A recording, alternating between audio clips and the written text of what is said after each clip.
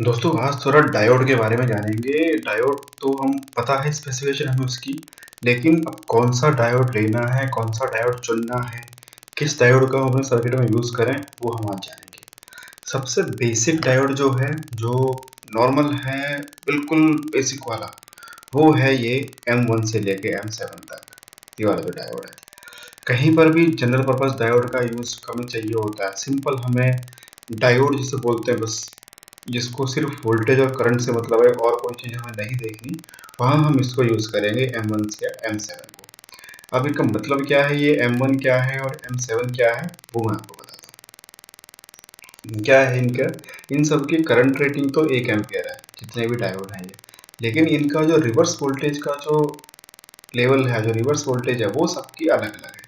तो ये M1 से लेके M7 तक ये आते हैं कि इनकी रिवर्स वोल्टेज कितनी कितनी कर सकते हैं। जैसे कि M1 है वो 50 वोल्ट तक ही अगर रिवर्स वोल्टेज को झेल पाएगा, M7 है ये 1000 वोल्ट तक झेल पाएगा। तो जनरली जो हम यूज़ करते हैं वो ये 1000 वोल्ट वाला यूज़ करते हैं। आपने देखा भी होगा जो 1N4007 जो होता है, ये वाला डायोड, ये भी 1 एम्पियर का 1000 वोल्ट का होता है। तो अगर इसको हमें कहीं SMD में चाहिए तो वो ये है, M7 का है। इसको हम SMD में M7 यूज़ करते हैं।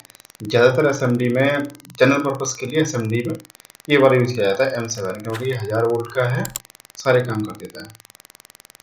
1 एम्पियर इनकी नॉर्मल रेटिंग है, और अगर 8.3 मिली सेकेंड के लिए देख रहे हैं थोड़ी देर के लिए, तो ये 30 एम्पियर तक भी ले जा लेता है।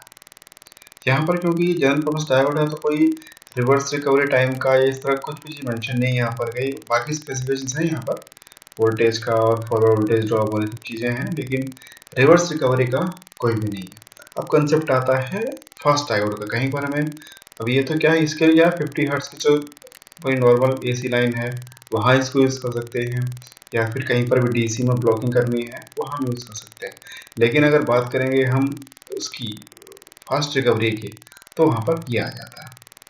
ये क्या है, ये फास्ट रिकवरी डायोड है। इसका मतलब क्या है कि इसको हम हाई फ्रीक्वेंसी पर यूज़ कर सकते हैं। ये भी F1 से लेके F7 तक है, वही 1 एम्पियर के सारे हैं ये, और वोल्टेज में इन सबके अंतर मिलेगा। अब देखेंगे यहाँ पर जो F1 है वो 50 वोल्ट का है, जो F7 है वो 1000 वोल्ट का है। क्योंकि अब ये देखो, वो जो पहले इससे पहले दिखाया था मैंने आपको, ये वाला 4007 का SMD वर्जन।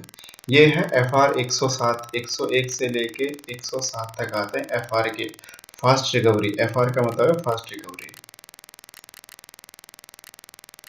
Fast recovery. तो नॉर्मल जो डायोड आते हैं फास्ट रिकवरी वाले, अगर हम बात करेंगे थ्रू होल में, तो FR 107 है, वो ये भी 7 वही 1000 वोल्ट का है और 1 एम्पियर का है। इसमें क्या है, यहाँ पर हमें रिवर्स रिकवरी टाइम का एक कॉलम और रो और ऐड हो जाती है, वो यहाँ पर ये है। जो छोटे वाले हैं उनके लिए 150 नैनो सेकेंड है, बड़े वालों के लिए 500 नैनो सेकेंड है। यानी कि अब हम इसके हाई फ्रीक्वेंसी पर इसको यूज़ कर सकते हैं। ये इसका रिकवर होने का टाइम जो है वो 500 नैनो सेकेंड का है। अब हमें इससे भी ज़्यादा फास्ट डायोड चाहिए होता है, तो हम यहाँ इसको यूज़ करते हैं, ES। ये भी ES 1A से लेके 1M तक है, सेम है, 1 एम्पियर का है और अल्ट्रा फास्ट रिकवरी है। ये मतलब और जल्दी रिकवर होता है, 50 से लेके 1000 वोल्ट तक, सेम स्पेसिफिकेशन है सब कुछ। ये आपको बताएगा कि आपको कौन से वाले फ्रीक्वेंसी पर कौन सा वाला यूज़ करना है। सेम यही 50 वोल्ट से चालू होगा और चलेगा ये 1000 वोल्ट तक, जैसे पहले वाला चलता था।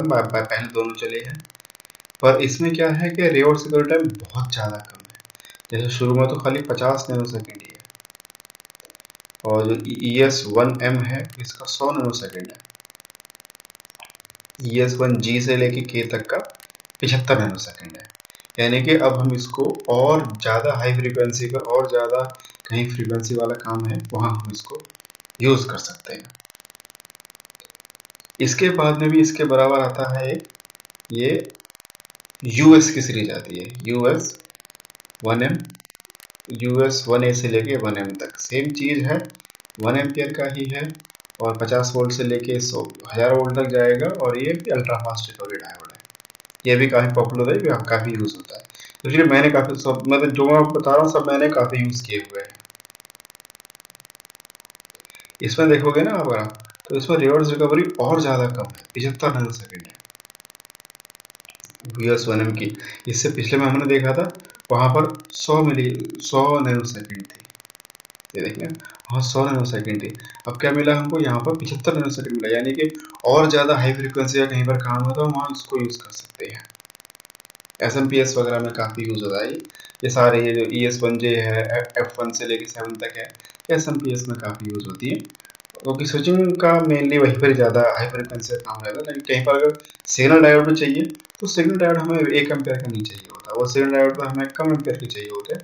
लेकिन अगर ठीक है 1 एम्पेयर यूज़ करना है तो कर सकते हैं, कोई ऐसा वो नहीं, सॉरी 1 एम्पेयर ही नहीं है, 1 एम्पेयर ही है, 1 एम्पेयर में यूज़ करना है तो हम यूज़ कर सकते हैं।